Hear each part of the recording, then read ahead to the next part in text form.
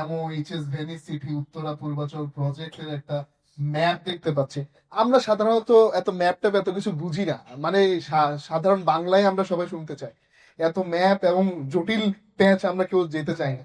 আমাদের মধ্যে হয়তো বা আমরা সবাই দুইটা জিনিস সবাই পছন্দ করি, সেটা হচ্ছে আমি এখানে বিনিয়োগ কেন করবো, প্রফিট কি পাবো, এটা লাভ হবে না লস হবে, এটা ঝুঁকি কতটুকু। মেইন যদি বলতে যাই এই তিন চারটা কথা, এই তিন চারটা কথা এর মধ্যেই হচ্ছে যত জটিলতা। বলতে সহজ, বাট এটা মনে হয় যে অনেক জটিলতা। এইটার যদি আমি একটু ব্যাকগ্রাউন্ডে যাই, যে এখানে কেউ বলতে পারবে যে এই সামনে যারা জুনিয়র আছো, যে বাংলা ভ্যানিস কোথায়? কারো কোনো আইডিয়া আছে বাংলা ভ্যানিস কোথায়?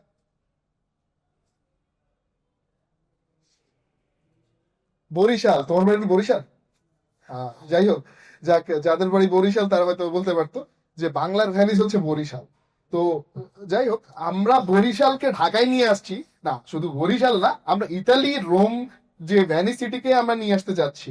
বিকজ হতে পারে যে ভ্যানিসে যেতে আমাদের তো অনেক খরচ, সেটাকে যদি আমরা এখানেই ভিজুয়ালাইজ করতে পারি তাহলে মনে হয় আমাদের খরচ আরো বেঁচে যায়। তো যার কারণে হয়তো বা দেখা গেল যে এখানে এয়ারপোর্ট না যেয়ে এখানে ভ্যানিস সিটিতে ঘুরতে যায়। কারণ ভেনিস সিটিতে ঘুরতে যেয়ে আপনি জমিটাও কিনে ফেলেন, কিন্তু কেন কিনবেন? ঘুরতে যাওয়া আর জমি কিনতে যাওয়া হয়তো দুটো অনেক ডিফারেন্স আছে। এখানে এটাকে আরো সহজ করে ফেলা হয়েছে, যেটা হাতের মধ্যে কিছু বুকলেট দেওয়া হয়েছে যে এই সবার হাতে আছে কিনা। যে দেখা গেছে এখানে লেখাই আছে যে মাত্র 2 লক্ষ টাকায় হচ্ছে দেখা গেছে রেজিস্ট্রেশন করে 10,000 শেয়ার নেওয়া যাবে 20 টাকা করে। তো এটা যে মূল যে থিমটা ব্যবসা বা সেটা না। আমি যদি স্যার একটু জুম করা যায়, একটু স্যার একটু জুম করা যাবে?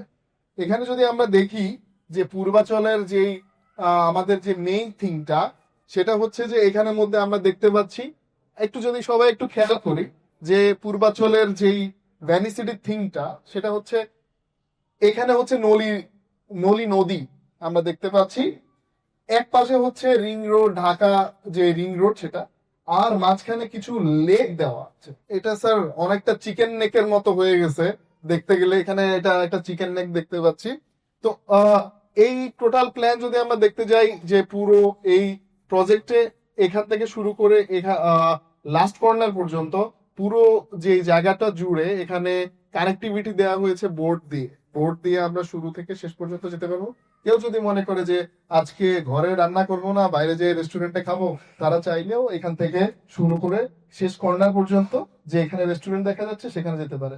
কারো ইচ্ছা করলো যে না আজকে নদী ভ্রমণও একসাথে হবে, মানে অনেকটা যেই কি বলে হ্রদ দেখা কলা বেচা, অনেকটা সেরকমই নদী ভ্রমণ আর সেখানে একসাথে খাওয়া, দুইটা একসাথে হয়ে যাবে। তো শুরুতে যে নদীর যে বিষয়টা, সেখান থেকে আমরা কিছু জোন রেখেছি। কিছু আছে কমার্শিয়াল জোন, কিছু আছে রেসিডেন্সিয়াল প্লেস, এবং কিছু হচ্ছে আপনি দেখতে পাচ্ছেন যে দুই পাশে নদী। এখন এই নদীর যে বিষয়টা, আমরা নদীমাতৃক দেশ, নদী আমরা ভালোবাসি এবং নদীকে সাথেই আমাদের এখানে বসবাস। তো নদীকে চিন্তা করে অ্যাকচুয়ালি আমরা এখানে কিছু এন্টারটেইনমেন্ট এবং অন্য আমাদের ভবিষ্যৎ প্রজন্মের কথা চিন্তা করে সেখানে কিন্তু একটা বিশাল একটা খেলার মাঠ রাখা হয়েছে, এবং সেটা হচ্ছে পুরো প্রজেক্টের মাঝে। এটা কোনো সাইডে বা কোনো কিছু না, এটা পুরো যে আমাদের পুরো নিউক্লিয়াস বলা যায়, যে আমরা ভবিষ্যৎ প্রজন্মের কথা চিন্তা করে টোটালি প্রজেক্টটা এভাবে করা হয়েছে। এবং এটা এমন না যে শুধু আমরা মানে একজনে করবে ওটা বিষয় না, এটা প্ল্যানটা এরকম যে সবাই একসাথে একসাথে করবে যে একটা সিটি। কারণ একটা পরিবার, পরিবার নিয়ে সমাজ, সমাজ নিয়ে হলো দেশ, দেশ, এটা একসাথে কানেক্টিভিটি হয়।